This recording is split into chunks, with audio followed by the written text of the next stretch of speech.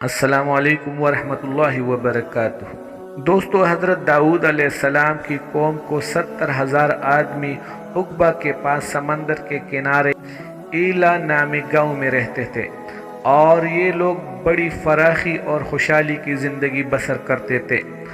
اللہ تعالیٰ نے ان لوگوں کا اس طرح امتحان لیا کہ ہفتے کے دن مچھلی کا شکار ان لوگوں پر حرام فرما دیا اور ہفتے کے باقی دنوں میں شکار حلال فرما دیا، مگر اس طرح ان لوگوں کی آزمائش میں مبتلا فرما دیا کہ سنیچر کے دن بے شمار مچھلیاں آتی اور دوسرے دنوں میں نہیں آتی تھی۔ تو شیطان نے ان لوگوں کو یہ ہیلا بنا دیا کہ سمندر سے کچھ نالیاں نکال کر خشکی میں چند حوض بنا لو، اور جب سنیچر کے دن ان نالیوں کے ذریعے مچھلیاں حوض میں آ جائے تو نالیوں کا منہ بند کر دو، اور اس دن شکار نہ کرو بلکہ دوسرے دن آسانی کے ساتھ ان مچھلیوں کو پکڑ لو۔ ان لوگوں کو یہ شیطانی ہیلا بازی پسند آ گئی، اور ان لوگوں نے یہ نہیں سوچا کہ جب مچھلیاں نالیوں اور حوضوں میں مقید ہو گئی تو یہی ان کا شکار ہو گیا، تو سنیچر ہی کے دن شکار کرنا پایا گیا جو ان کے لیے حرام تھا۔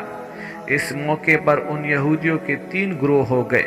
کچھ لوگ ایسے تھے جو شکار کے اس شیطانی ہیلا سے منع کرتے رہے اور ناراض اور بیزار ہو کر شکار سے باز رہے، اور کچھ لوگ اس کام کو دل سے برا جان کر خاموش رہے۔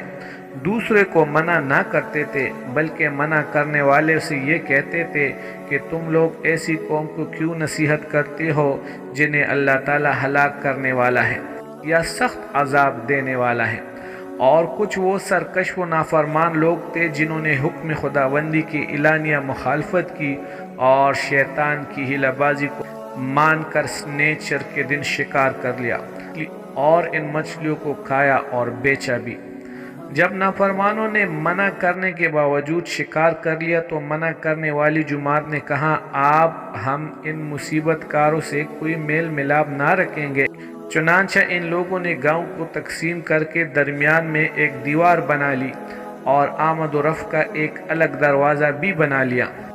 حضرت داؤد علیہ السلام نے غضبناک ہو کر شکار کرنے والوں پر اللہ کی لعنت فرما دی۔ اس کا اثر یہ ہوا کہ ایک دن خطا کاروں میں سے کوئی باہر نہیں نکلا، تو انہیں دیکھنے کے لیے کچھ لوگ دیوار پر چڑھ گئے تو کیا دیکھا کہ وہ سب بندروں کے صورت میں مسخ ہو گئے ہیں۔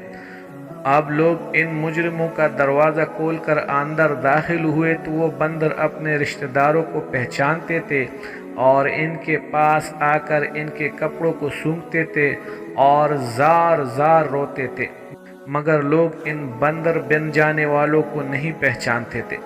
ان بندر بن جانے والوں کی تعداد 12,000 تھی۔ یہ سب 3 دن تک زندہ رہے اور اس درمیان میں کچھ بھی کھا پی نہ سکے، بلکہ یوں ہی بھوکے پیاسے سب کے سب ہلاک ہو گئے۔ شکار سے منع کرنے والا گروہ ہلاکت سے سلامت رہا، اور صحیح قول یہ ہے کہ دل سے برا جان کر خاموش رہنے والوں کو بھی اللہ تعالیٰ نے ہلاکت سے بچا لیا۔ دوستو، ملیں گے ایک اور اچھی سی معلوماتی ویڈیو کے ساتھ۔ اللہ حافظ۔